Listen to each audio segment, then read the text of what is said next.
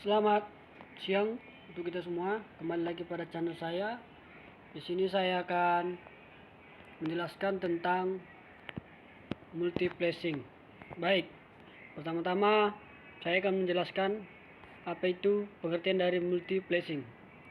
Multiplexing adalah istilah yang digunakan untuk menunjukkan ke sebuah proses di mana beberapa sinyal pesan analog atau aliran data digital digabungkan menjadi satu sinyal. Multiplexing merupakan sebuah teknik yang bekerja di physical layer pada lapisan OC.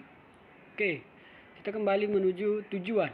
Apa sih tujuan dari multiplexing itu? Ya, tujuan utamanya adalah untuk menghemat jumlah saluran fisik, misalnya kabel, pemancar dan penerima transceiver atau kabel optik.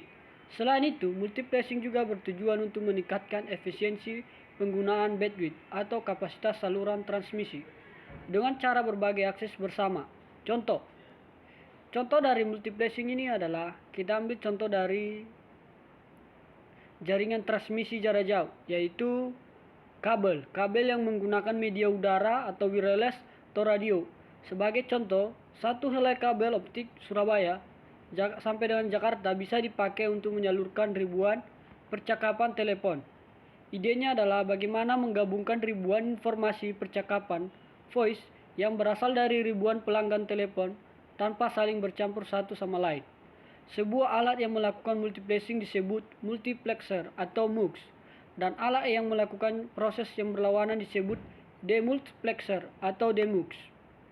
Baik, keuntungan dari multiplexing adalah komputer hostnya hanya butuh satu port untuk banyak terminal. Yang kedua, hanya satu line transmisi yang dibutuhkan. Beberapa alasan pengguna multiplex: menghemat biaya penggunaan saluran komunikasi, memanfaatkan sumber daya seefisien mungkin, kapasitas terbatas dan dari saluran telekomunikasi digunakan semaksimum mungkin. Karakteristik permintaan komunikasi pada umumnya memerlukan penyaluran data dari beberapa terminal ke titik yang sama. Secara umum, fungsi multiplex adalah membantu berbagai koneksi pada sebuah mesin, memetakan banyak koneksi pada sebuah tingkatan antara sebuah koneksi dengan lainnya. Baik, jenis-jenis multiplexing. Yang pertama, frequency division multiplex atau FDM disingkat. Yang kedua, time division multiplexing atau TDM. Yang ketiga, statistical time division multiplexing atau STDM. Oke, sini saya akan menjelaskan tentang frekuensi division multiplexing. Adalah teknik menggabungkan banyak saluran input menjadi sebuah saluran output berdasarkan frekuensi. Prinsip dari FDM adalah pembagian bandwidth saluran transmisi atas sejumlah kanal dengan lebar pita frekuensi yang sama dan berbeda, di mana masing-masing kanal dialokasikan ke pasangan entitas yang berkomunikasi. Sistem ini menumpuk sinyal pada bidang frekuensi data yang dikirim akan dicampur berdasarkan frekuensinya. Merupakan sinyal analog yang digunakan sebagai media pengirim sinyal digital 0 dan 1 dalam sistem komputer. Contoh FDM adalah pada penggunaan radio dan TV.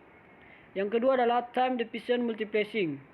Merupakan proses pertransmisian beberapa sinyal informasi yang hanya melalui satu kanal transmisi dengan masing-masing sinyal ditransmisikan pada periode waktu tertentu. Secara umum, TDM menerapkan prinsip penggiliran waktu pemakaian saluran transmisi dengan mengalokasikan satu slot waktu time slot bagi setiap pemakai saluran user. Artinya, bandwidth yang hanya dipisahkan menjadi channel-channel kecil atau baseband berdasarkan waktunya. Pengiriman data menggunakan TDM dilakukan dengan mencampur data berdasarkan waktu sinyal data tersebut dikirimkan. TDM digunakan untuk transmisi sinyal digital. Bit data dan terminal secara bergantian diselipkan di antara bit data dan dari terminal lain. Pemancar dan penerima harus sinkron supaya masing-masing penerima data yang ditunjukkan.